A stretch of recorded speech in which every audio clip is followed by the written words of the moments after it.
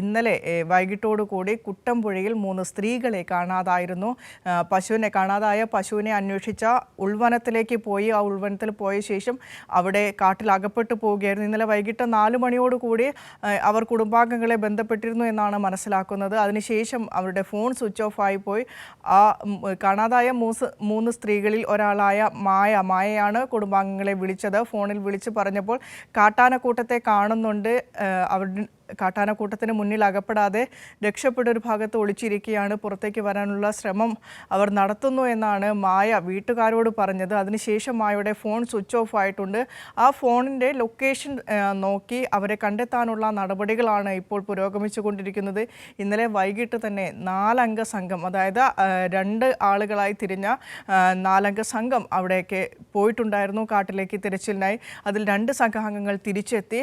2 സംഘാംഗങ്ങൾ അവിടെ തന്നെ കാട്ടിൽ തന്നെ തിരച്ചിൽ ഇപ്പോഴും തുടരുന്നുണ്ട്. പക്ഷേ ഉൾവനമാണ്, കാട്ടാനക്കൂട്ടത്തിൻ്റെ ഭീഷണിയുണ്ട്, മറ്റ് വന്യമൃഗങ്ങളുടെ ഭീഷണിയുണ്ട്, വെളിച്ചക്കുറവ് വലിയൊരു വെല്ലുവിളിയാണ്. ഇത്തരത്തിലുള്ള വെല്ലുവിളികൾക്കിടയിലും 11 മണിക്കൂറായി ഈ തിരച്ചിൽ പിന്നിടുകയാണ്. എങ്കിൽ പോലും ഈ സ്ത്രീകളെക്കുറിച്ചൊരു വിവരവും ഈ നിമിഷം വരെ നമുക്ക് ലഭ്യമായിട്ടില്ല. തിരച്ചിൽ പുരോഗമിച്ചു കൊണ്ടിരിക്കുക തന്നെയാണ്. നമുക്ക് ഈ വാർത്തയുടെ വിശദാംശങ്ങളാണ് ആദ്യം തന്നെ അറിയേണ്ടത്. കാരണം ഇന്നലെ വൈകിട്ട് മുതൽ ഈ 3 സ്ത്രീകൾ എവിടെയാണ് എന്നതിനെക്കുറിച്ച് യാതൊരുവിധ വിവരവുമില്ല. അർച്ചന കൊച്ചിയിൽ നിന്ന് ചേരുന്നുണ്ട്. Archana, good morning.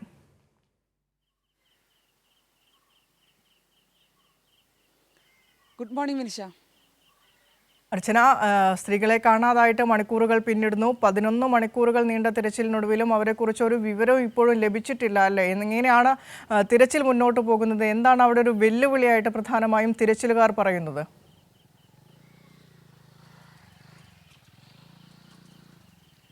വിനിഷ, തീർച്ചയായും ഏകദേശം 12 മണിക്കൂറിലേക്ക് അടുക്കുകയാണ് ഇവരെ കാണാതായിട്ട്. വലിയ രീതിയിലുള്ള തിരച്ചിൽ തന്നെയാണ് ഇന്നലെ വൈകിട്ട് മുതൽ ആരംഭിച്ചത്.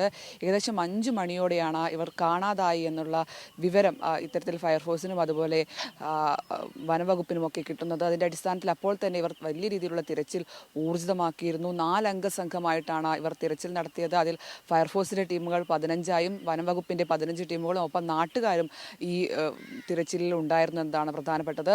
ഇവരെല്ലാം തന്നെ തിരച്ചിൽ നടത്തിയിട്ടും ഇതുവരെ അവരെ കണ്ടെത്താനായിട്ടില്ല. ഏറ്റവും വലിയ വെല്ലുവിളി പറയുന്നത് അവിടുത്തെ കൊടും കാടും ഒപ്പം വന്യമൃഗശല്യവുമാണ്. ഇന്നലെ പോയ 4 സംഘത്തിൽ 2 സംഘം പുലർച്ചയോടെ തന്നെ മടങ്ങി. കാരണം അവർക്ക് അവിടെ അതിജീവിക്കാൻ കഴിയുന്ന ഒരു സാഹചര്യമായിരുന്നില്ല. കാരണം ഒന്ന് കൊടും കാടാണ്, വലിയ രീതിയിലുള്ള ഇരുട്ട് മൂടുകയും ചെയ്തു. ഒപ്പം വന്യമൃഗങ്ങൾ, അതായത് ഈ പോയവരെല്ലാം തന്നെ കാട്ടാനകളെ കണ്ട് മടങ്ങിയവരാണ്. അവർ അതിൽ നിന്നും സുരക്ഷിതമായി മാറി നിൽക്കാൻ നോക്കിയെങ്കിലും അപ്പോഴേക്കും ഇത്തരത്തിൽ കാട്ടാനകൾ കൂടുതലായി ഇറങ്ങുന്ന ഒരു മേഖലയായതുകൊണ്ട് തന്നെ അവർ തിരിച്ചു മടങ്ങുകയായിരുന്നു. ഇപ്പോൾ 2 അംഗ സംഘമാണ് അവിടെ തന്നെ തുടരുന്നത്. നിലവിൽ തെർമൽ ക്യാമറ വെച്ചുള്ള പരിശോധന എല്ലാം തന്നെ അവിടെ നടക്കുന്നുണ്ട്. ഇനി കുറച്ചുകൂടി വെട്ടം വീഴുന്നതിനനുസരിച്ച് ഡ്രോൺ ഉപയോഗിച്ച് പരിശോധന നടത്താനാണ് എന്തായാലും ഈ സംഘത്തിന്റെ തീരുമാനം. കൂടുതൽ വനം വകുപ്പ് ഉദ്യോഗസ്ഥരും ഫയർഫോഴ്സും ആ മേഖലയിലേക്ക് പോകും. നിലവിൽ 4 പേരടങ്ങുന്ന സംഘമാണ് അവിടെ പരിശോധന നടക്കുന്നത്. അത് കുറച്ചുകൂടി കൂടുതൽ ആളുകൾ അങ്ങോട്ടേക്ക് കടക്കും. എന്തായാലും നിലവിൽ നാട്ടുകാരും ഒപ്പം തിരച്ചിലിനൊപ്പം ചേർന്നിട്ടുണ്ട്.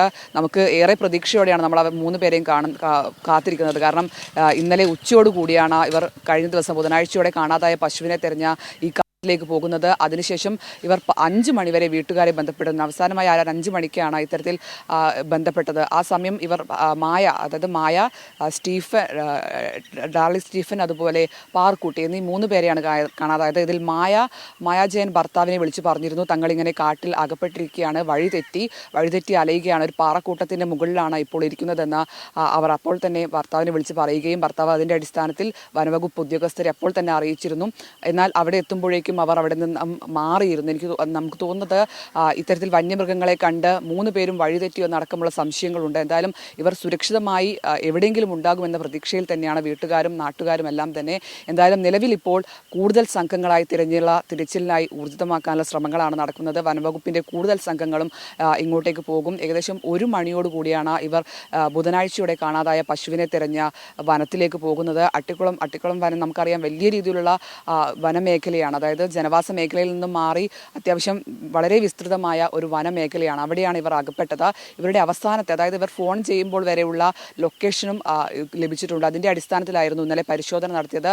എന്നാൽ സംഘത്തിന് അവിടെ എത്താൻ കഴിഞ്ഞെങ്കിലും അവരെ കാണാൻ കഴിഞ്ഞില്ല എന്നാണ് വ്യക്തമാക്കുന്നത്. എന്തായാലും ഇന്ന് ഈ കുറച്ചുകൂടെ വെട്ടം വീഴുന്നതിനനുസരിച്ച് കൂടുതൽ ആളുകളും പോകും. ഒപ്പം ഡ്രോൺ ഉപയോഗിച്ചുള്ള നിരീക്ഷണം അടക്കം നടത്താനാണ് എന്തായാലും വനം വകുപ്പ് ഉദ്യോഗസ്ഥരുടെ തീരുമാനം. എന്തായാലും വലിയൊരു പ്രതീക്ഷയോടെയുള്ള വാർത്തകൾക്ക് വേണ്ടി നമ്മൾ കാത്തിരിക്കുകയാണ്. അവർ സുരക്ഷിതമായി ഏതെങ്കിലും മരപ്പൊത്തുകളിൽ ഉണ്ടാകുമെന്ന് തന്നെയാണ് നമ്മൾ പ്രതീക്ഷിക്കുന്നത്. എന്തായാലും 2 അംഗ സംഘം ഇപ്പോഴും അവിടെ തുടരുകയാണ്. ഇനി കൂടുതൽ സംഘം കാടിനുള്ളിലേക്ക്, വനത്തിനുള്ളിലേക്ക് പോകാനുള്ള ശ്രമമാണ് തുടരുന്നത്. ഇൻഷ. അർച്ചന, ഈ കാണാതായ 3 സ്ത്രീകളും ആ പ്രദേശവാസികൾ തന്നെയല്ലേ? അതായത് ആ വനത്തോട് ചേർന്നിട്ട് തന്നെയല്ലേ അവരുടെ വീട് നിൽക്കുന്നത്?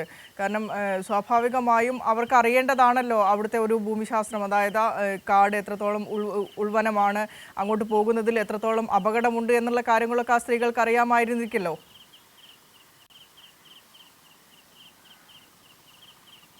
തീർച്ചയായും നിഷ, ഇവരുടെ വീടിനോട് ചേർന്ന് തന്നെയാണ് ഈ വനമേഖല. ഈ വനമേഖലയിലേക്ക് പോകാൻ അവരുടെ വീടിൽ നിന്നും ഒരു വഴിയേ ഉള്ളൂ.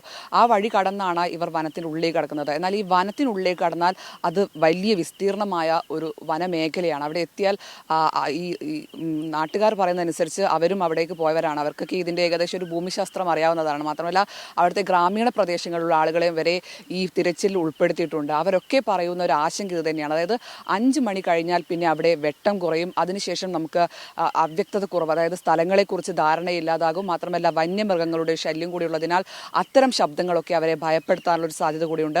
അതെല്ലാം കണക്കാക്കി തന്നെയാണ് ഇത്തരത്തിലൊരു പ്രതിസന്ധിയിലേക്ക് കടന്നതെന്നാണ് നമ്മൾ മനസ്സിലാക്കുന്നത്. മാത്രമല്ല അവരുടെ ഫോൺ സ്വിച്ച് ഓഫ് ആവുകയും ചെയ്തിട്ടുണ്ട്. അവർ ഫോൺ സ്വിച്ച് ഓഫ് ആകുന്നതിന് തൊട്ട് മുൻപെയാണ് ഇത്തരത്തിൽ ഭർത്താവിനെ വിളിച്ച് ഈ ജയ കാര്യങ്ങൾ വിശദീകരിച്ചത്. എന്നാൽ പിന്നീട് ഫോൺ സ്വിച്ച് ഓഫ് ആയതും വലിയൊരു പ്രതിസന്ധിയിലേക്ക് കാര്യങ്ങൾ നീങ്ങിയെന്നാണ് നമ്മൾ മനസ്സിലാക്കുന്നത്.